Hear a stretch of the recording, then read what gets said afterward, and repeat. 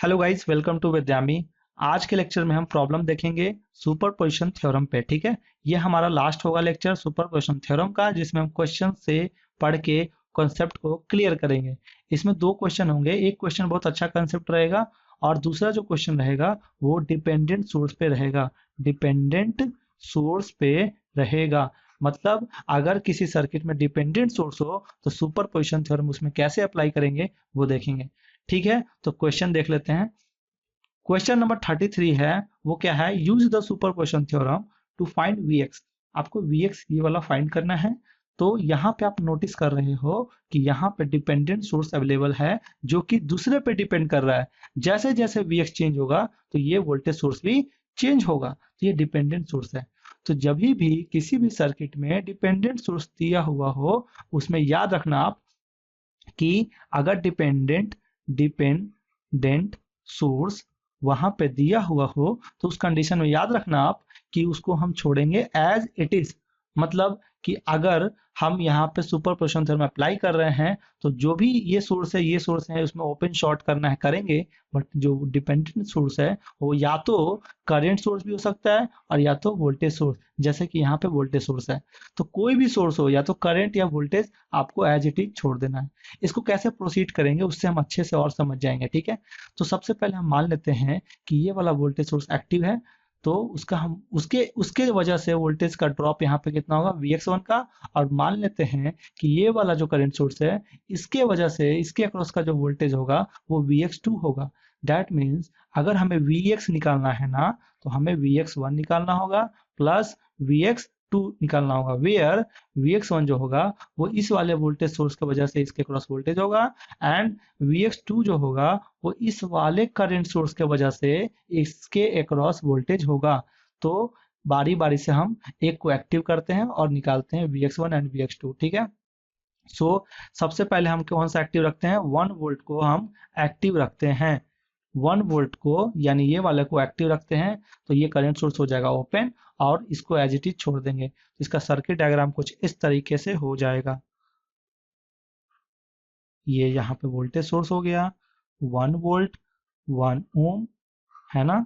और यहाँ ये सर्किट क्या हो जाएगा, ओपन, क्योंकि करंट सोर्स है तो यहाँ वाला पार्ट ओपन हो गया।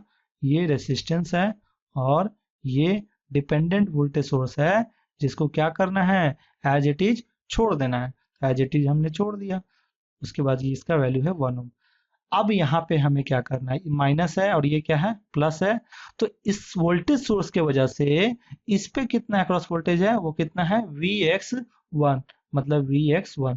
तो यही हमें कैलकुलेट करना है। अच्छा, तो हम क्या कर सकते हैं, इसमें हम अप्लाई करेंगे KVL।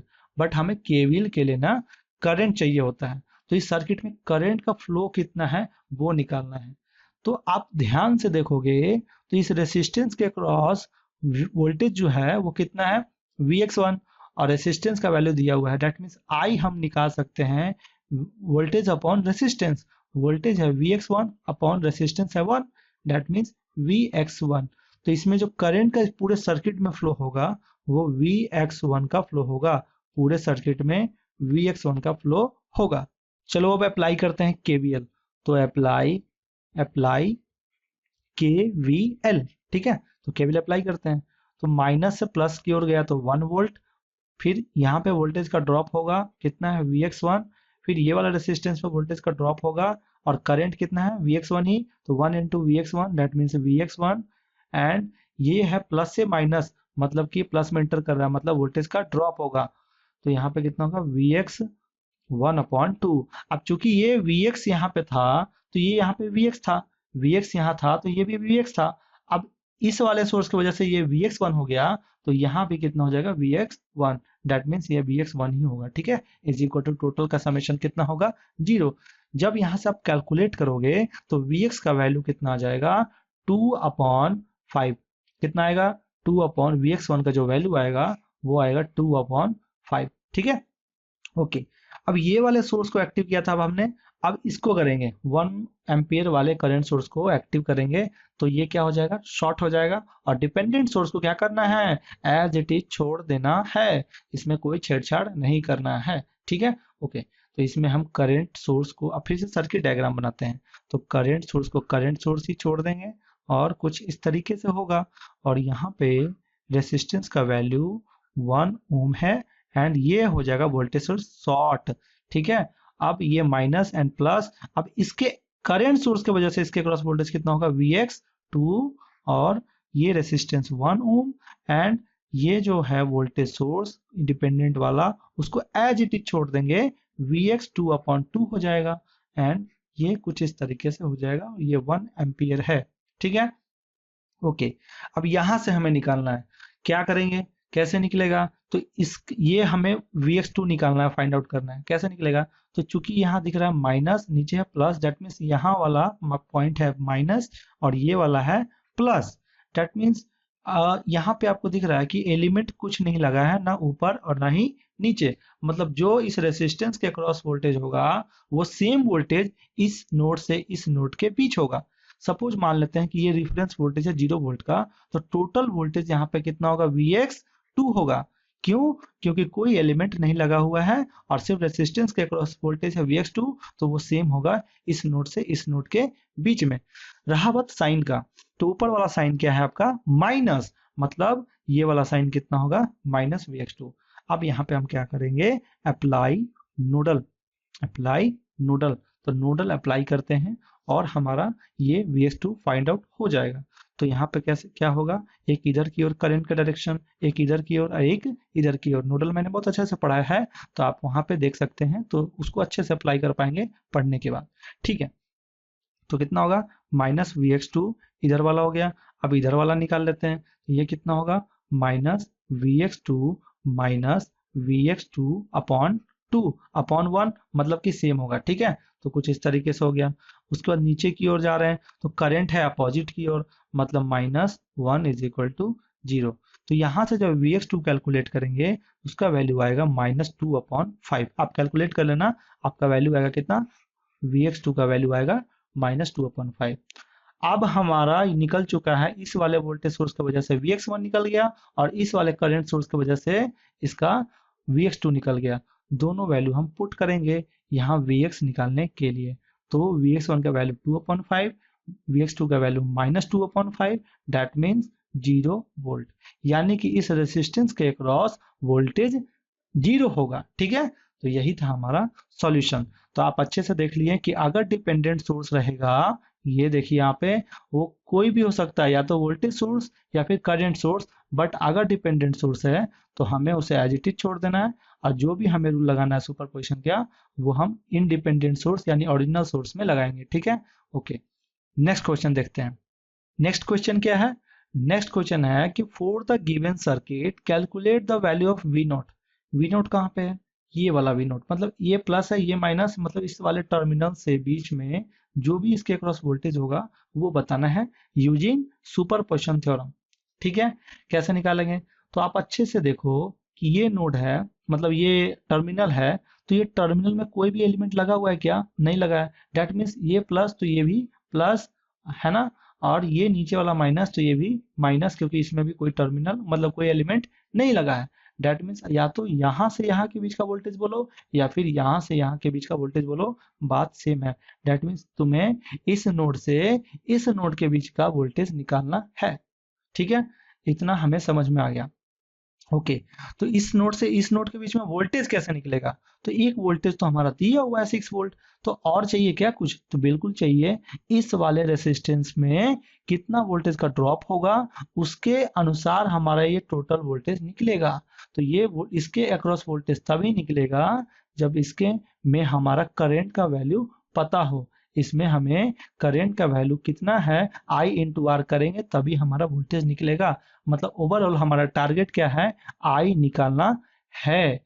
समझ में आया, अगर I निकालेंगे तो I इंटू आर करेंगे तो इसका वोल्टेज आ जाएगा, ये वोल्टेज समेशन करेंगे तो हमारा इस नोड से इस नोड के बीच का वोल्टेज आ जाएगा। तो हमारा टारगेट है I निकालना। तो I कैसे निकलेगा, कितने सोर्स अवेलेबल है, एक सोर्स, दो सोर्स, तीन सोर्स, मतलब इस वाले सोर्स को हम मान लेते हैं कि इस वाले सोर्स की वजह से करंट इसमें कितना आएगा I1, फिर प्लस इस वाले सोर्स 4 एम्पियर के सोर्स की वजह से कितना करंट आएगा I2 एंड 6 वोल्ट वाले वोल्टेज सोर्स के चलते कितना करंट आएगा 2 ओम में रेसिस्टर में 3, और इस तीनों का समेशन कितना हो जाएगा, इस तीनों का समेशन हो जाएगा आई, है ना। तो यही हमें निकालना है। अगर ये तीनों करंट निकाल लेंगे तो समेशन करके हम आई निकाल सकते हैं। जैसे ही आई निकलेगा तो फिर इसके क्रॉस वोल्टेज निकलेगा और हम इस दोनों नोड के बीच में वोल्टेज निकाल लेंगे। तो क्या करेंगे, 1 बाई 1 सोर्स लेते हैं। तो सपोज पहला सोर्स हम लेते हैं 6 एम्पियर, टेकिंग 1 6 एम्पियर सोर्स, है ना। अगर ये सोर्स लेते हैं तो ये वाला सोर्स हो जाएगा ओपन करंट सोर्स एंड ये हो जाएगा शॉर्ट। तो कैसा सर्किट दिखने में अब लगेगा, आप इमेजिन करो। तो कुछ इस तरीके से हो जाएगा ऐसा, ये 3 2 पूरा शॉर्ट हो गया, ये 1 ओम का है एंड ये कुछ इस तरीके से हो जाएगा, ठीक है। तो ये हो गया 6 एम्पियर का, ये हो गया 1 ओम का, 3 ओम का एंड ये 2 ओम का। समझ में आया कुछ। ये वाला वोल्टेज सोर्स यहाँ पे शॉर्ट हो गया और ये वाला ऊपर वाला करंट जो सर्किट है वो क्या हो गया, ओपन हो गया, है ना। और हमें अब इसमें क्या निकालना है, करंट। इस वाले करंट सोर्स की वजह से I1 जो आएगा वही निकालना है। तो आपको दिख रहा होगा ये सीरीज में है, डेट मीन्स ये भी I1 होगा। और इधर करंट कितना जा रहा है 6 एम्पियर का, मतलब ये 6 एम्पियर करंट एक इधर जाएगा एक नीचे की ओर जाएगा, मतलब करंट का डिस्ट्रीब्यूशन होगा। तो यहाँ पे अप्लाई करना है क्या, CDR। तो हमें I1 निकालना है ना ये वाला। तो I1 इज इक्वल टू कितना होगा, टोटल करंट कितना है 6, टोटल करंट कितना है 6 और रेसिस्टेंस का सम दिस प्लस दिस मतलब 4 होगा, 4 होगा। और सॉरी, यहाँ पे रेसिस्टेंस का सम कहने का मतलब कि ये रेसिस्टेंस एंड इस वाले करंट जिसमें जा रहा है I1 इसका भी टोटल रेसिस्टेंस। तो ये क्योंकि ये वाला ओम में भी करंट आपका जा रहा है ना I1, तो मतलब इसका टोटल रेसिस्टेंस सीरीज में है तो 5 ओम हो जाएगा प्लस 1 6 हो जाएगा। तो आप ऐसे लिख सकते हैं यहाँ पे कितना 6, है ना। समझ में आया। तो ये टोटल रेसिस्टेंस 6 हो जाएगा और ऊपर वाला जो होगा रेसिस्टेंस वो अपोजिट साइड का होगा। मतलब हम अगर हमें इस इधर का करंट निकालना है तो ये वाला हमको रेसिस्टेंस का वैल्यू रखना है अपोजिट का, तो 1। तो कितना हो जाएगा वैल्यू 1 एम्पियर, यानी इस वाले करंट सोर्स की वजह से I1 का वैल्यू आया 1 एम्पियर। अब क्या करेंगे, ये वाला अगर हम करंट सोर्स एक्टिव लेते हैं तो फिर उससे हमें I2 कितना निकलता है वो निकालेंगे। तो लेते हैं, तो यहाँ पे टेकिंग 4 एम्पियर करंट सोर्स अगर ये लेते हैं तो सर्किट डायग्राम कैसा होगा, ये हो जाएगा ओपन और ये हो जाएगा शॉर्ट। मतलब कुछ इस तरीके का सर्किट दिखेगा, कुछ इस तरीके का सर्किट दिखेगा, है ना। तो ये हो गया 1 ओम का रेसिस्टेंस और ये कुछ इस तरीके से होगा और वोल्टेज सोर्स हो जाएगा शॉर्ट। तो इसका वैल्यू है 1 ओम, इसका वैल्यू है 3 ओम, इसका वैल्यू है 2 ओम और ये वोल्टेज सोर्स शॉर्ट हो गया। इसका वैल्यू कितना है करंट सोर्स का 4 एम्पियर। यानी यहाँ पे 4 एम्पियर आ रहा है और ये 4 एम्पियर एक इधर डिस्ट्रीब्यूट होगा एक नीचे की ओर होगा। हमें करंट इसी का चाहिए जो कि I2 होगा। तो हमें यहाँ पे फिर से CDR अप्लाई करना है, CDR। तो I2 का वैल्यू कितना होगा, नीचे होगा टोटल रेसिस्टेंस, दैट मीन्स ये वाला रेसिस्टेंस, ये वाला रेसिस्टेंस है। ये क्यों, क्योंकि ये वाला सीरीज में है ना। तो इसमें भी तो क्या जा रहा है करंट, कौन सा करंट जा रहा है I2 ही जा रहा है। मतलब ये प्लस ये क्योंकि सीरीज में है तो 1 + 2 कितना हो जाएगा 3। तो 3 प्लस अपोजिट वाला रेसिस्टेंस कितना है 3। ओके ये हो गया। ऊपर का रेसिस्टेंस कौन सा होगा अपोजिट, मतलब इसका निकालना है तो इसका अपोजिट कौन सा है ये वाला। मतलब 3 इंटू कितना होगा, टोटल करंट कितना है 4 है, मतलब 3/6 इंटू 4 दैट मीन्स ये कितना हो जाएगा 2 एम्पियर। तो दो हमारा निकल गया, दो हमारा निकल गया, I1 निकल गया और I2 निकल गया। अब हमें क्या करना है I3 निकालना है। I3 इसके वजह से करंट होगा तो ये करंट हम निकाल लेते हैं। तो जब ये वाला सोर्स हम लेंगे तो ये वाला सोर्स ओपन हो जाएगा, ये वाला सोर्स भी ओपन हो जाएगा। तो सर्किट कुछ इस तरीके से दिखेगा, कुछ इस तरीके से दिखेगा, ऐसा प्लस माइनस एंड ये अटैच हो जाएगा 1 ओम 3 ओम 2 ओम। तो यहाँ पे आपको इजीली दिख रहा है कि यहाँ पे I3 का करंट फ्लो प्लस से निकलेगा तो मतलब I3 है। तो ये करंट कितना होगा, ये करंट होगा I3 is equal to total voltage जो कि कितना है 6 वोल्ट है। तो 6 अपॉन टोटल रेसिस्टेंस कितना है 6 है, दैट मीन्स 1 एम्पियर। अब आपको सुपरपोजिशन थ्योरम डायरेक्ट अप्लाई नहीं करना है, अदरवाइज गलती कर बैठोगे। याद रखना, डायरेक्शन बहुत इंपॉर्टेंट है अलजेब्रिक सम जब करने जाओगे तब। तो यहाँ पे ये देखो कि 1 एम्पियर का करंट सोर्स जो आया, 1 एम्पियर जो आया वैल्यू I1 का, वो डायरेक्शन किधर था, तो नीचे की ओर था, तो लिख दो यहाँ पे डाउन है। ओके, जब ये वाला सोर्स एक्टिव लिया मैंने, 4 एम्पियर का एक्टिव सोर्स लिया हमने, तो उसके वजह से I2 का जो वैल्यू है 2 एम्पियर, उसका डायरेक्शन किधर है, तो उसका डायरेक्शन यहाँ पे नीचे की ओर है, दैट मीन्स ये भी डाउन है। अब ये वाला जो करंट है इस वोल्टेज सोर्स के अकॉर्डिंग, तो ये I3 वैल्यू जो दिया, ये करंट किधर की ओर है, तो ऊपर की ओर है, दैट मीन्स अपवर्ड डायरेक्शन में है। मतलब आपका डायरेक्शन चेंज है कुछ करंट का।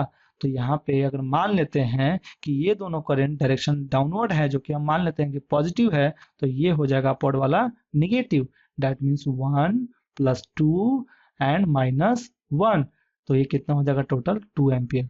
अब बताओ आप, अगर आप साइन नहीं लेते, डायरेक्शन नहीं लेते, तो 1 + 2 + 1 = 4 एम्पियर आप आंसर लगा के आते हैं। बट यहाँ पे आपका आंसर क्या आ रहा है, 2 एम्पियर। तो यहाँ से हमारा आई का वैल्यू आ गया। ओके, आई का वैल्यू आ गया, तो हमें आई थोड़ी निकालना है, हमें क्या निकालना है, वी नोट निकालना है। तो अब हम कर सकते हैं क्या, यहाँ से यहाँ तक के बीच में कितना वोल्टेज होगा वो देख लेते हैं। तो वो हम निकाल लेते हैं, कैसे निकलेगा। ओके, तो यहाँ से शुरू करते हैं, क्योंकि इसको मान लेते हैं रेफरेंस वोल्टेज 0 वोल्ट। तो यहाँ से शुरू करते हैं और ऊपर की तरफ जाते हैं। तो यहाँ से वोल्टेज का राइज हो रहा है माइनस से प्लस का, तो कितना हो रहा है 6। उसके बाद यहाँ पे है माइनस है नीचे एंड प्लस है ऊपर, क्योंकि करंट ऐसे है ना, करंट डाउनवर्ड आ रहा है, करंट डाउनवर्ड आ रहा है, मतलब माइनस से प्लस है, ऊपर की ओर जा रहा है, मतलब कितना हो जाएगा आई इंटू आर। तो आई इंटू आर कितना है, आई है आपका, निकाला आपने अभी, आई का वैल्यू है 2, आर का वैल्यू कितना है 2 ओम। तो 2 = यही आपका क्या हो जाएगा, इस दोनों बीच का वोल्टेज, दैट मीन्स क्या हो जाएगा वी नॉट, वी नॉट। तो यहाँ से इसलिए वी नॉट का वैल्यू आ जाएगा कितना, 10 वोल्ट। निकल गया, आसान था ना। तो किसी भी चीज को ज्यादा टफ नहीं लेना, टफ नहीं समझना, ठीक है। अच्छे से क्वेश्चन को अगर सॉल्व करेंगे तो हमारा कंसेप्ट अगर क्लियर होगा तो क्यों नहीं सॉल्व होगा, बिल्कुल सॉल्व होगा, ठीक है। ओके, तो अब हमारा नेक्स्ट लेक्चर क्या होगा, थेवेनिन थ्योरम। हमने सुपरपोजिशन थ्योरम को अच्छे से समझ लिया, इंडिपेंडेंट सोर्स हो अवेलेबल या डिपेंडेंट सोर्स हो, तरह तरह के क्वेश्चन देख लिए हैं, है ना। तो अच्छे से कंसेप्ट हमारा ठीक हो गया, क्लियर हो गया। अब हम थेवेनिन थ्योरम देखेंगे।